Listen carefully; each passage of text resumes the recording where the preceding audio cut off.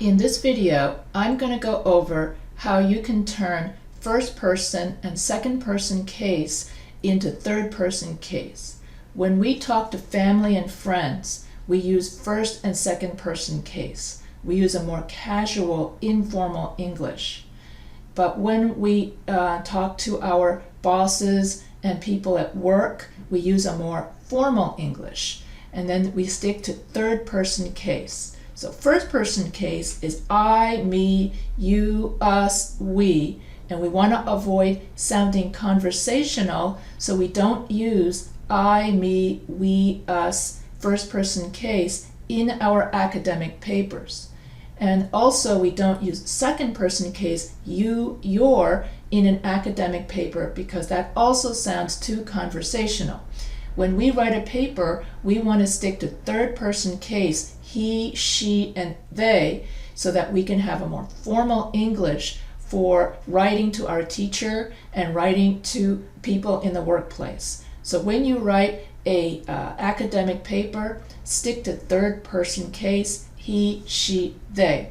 So in this video, I'm going to go over how I can transform this essay into third person case, where I'm going to replace all of the first person case and second person case into a person and a persons for a more formal English. So let's get going. The healing of a broken heart can seem impossible at times. The pain a person feels. So instead of saying you, you're going to replace you with a person. So the pain a person feels in this process is like nothing anyone has ever felt. A person can feel it will never get better. The process can be overwhelming and hard to process at first. There are many stages of grief for anyone to go through. There will be moments, and then here you would replace we with a person. Is so focused on everyone or everything else, and then you're going to replace we with a person.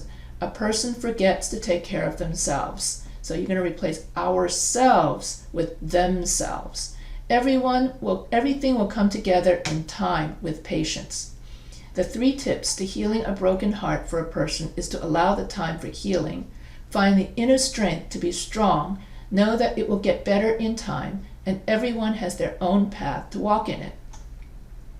When going through grief in the beginning, it is a key factor to the healing process to look within a person's or look within one's self for one's strength. So here, or look within a person's heart for their strength. So you replace yourself with a person's heart. A person, so here you replace you with a person, must understand that even seeking outside sources to help bring strength back is necessary. Lean on those around. So here you have to rewrite your sentence to get rid of you. People need to lean on those around them who want to help. Even just a conversation or the company of a friend is helpful. When a person, so here you're going to replace you with when a person is trying to heal, it is good to know that nothing is given to, and then you're going to replace you to that person that a person can't handle. So replace you with a person and a person. There is a fate for everyone in life, regardless of the reasons, good and bad. The sources are there to pull from to help. Admitting, and then you can replace you with a person. So admitting a person needs help is not a weakness. Spending some time alone or around loved ones will give a person strength they need to push forward. Time can be the best and worst thing in every situation. In the beginning, it is hard to see that time will get better, but it is needed to move forward. There is no right or wrong way to understand why things like this happen. The gut-wrenching feeling that a person, so here you're going to replace you with a person that a person has when you're going to replace you with a person when a person finds out a loved one has passed. Will be the utmost worst pain to feel in life. The only positive side to that moment is that nothing can hurt a person worse, so it does get better. One can only hope that no one else feels that way or that it does not happen again. The patience to work through it will be difficult. Having the inner strength will help push and then you're going to replace you with a person. So having that inner strength will help a person through.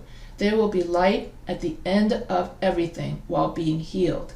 Accepting that grief is a crucial part of, and you're going to replace of their lives to grow as a person can be accept at times. There is comfort knowing that everyone has to walk their own path in healing a broken heart. There is no rule book or roadmap to have. Each day will get easier to get through. No one can tell, and then you're going to replace you with a person. So no one can tell a person how to deal with it. Just give a person, so you're going to replace you with a person, the tools to help guide, and then you're going to replace you with a person where, and then you're going to replace you with a person needs to be. So this sentence will sound like, just give a person the tools to help guide a person where a person needs to be. There may be days that are harder than of others, and the waves of emotions will never go away. Although the pain or memory never goes away, it becomes easier to handle. Each day will get easier. The path is different for everyone. The point to remember is never to compare oneself to anyone else. So the 3 tips to healing a broken heart is for a person to allow the time for healing, find inner strength, and know that everyone walks their own path. Understanding how the process works will help tremendously in the internal healing. The situation is unfair and hard for anyone to go through. A person will ask themselves many questions, but knowing that it needs to happen regardless of making sense helps. Each path is laid out differently for everyone. And here you got to replace we with a person. So a person must have faith in the process the entire time. And so this person did a great job with their 5-paragraph essay structure. This person has an excellent thesis statement, and then the thesis statement has an excellent topic sentences that match the thesis statement. So all this person has to do is replace all of their second-person case, you and your, with a person and a person's, and then they have to replace all of their first-person case with a person and a person's. And then once this whole essay is turned into third-person case, then this essay will have a formal English academic voice. So remember, when you write an academic paper, it has to be in third-person case so that it reflects formal English that you would write to your teacher or to your workplace. We will be discussing more about formal English this week in week 3, about the importance of tone, diction, occasion, first person, second person, third person case, and the importance of using third person case in professional writing. So if you have any questions, feel free to email me.